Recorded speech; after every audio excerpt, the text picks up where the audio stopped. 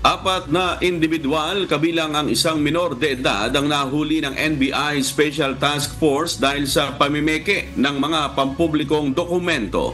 Ayon sa NBI, nagbebenta ang grupo ng mga peking NBI clearance, titulo ng lupa, pasaporte at iba pang dokumento sa halagang 500 hanggang 5,000 piso.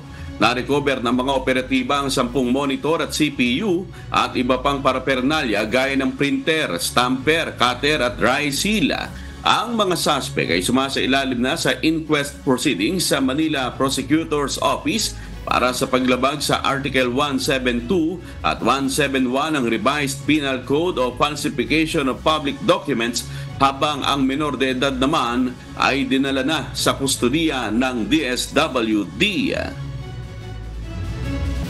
Una, ang natanggap namin na information ay NBI clearance lamang ang kanilang pinapalsify.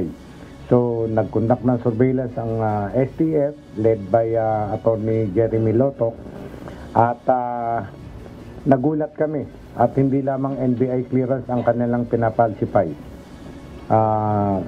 Transfer certificate of title, driver's license,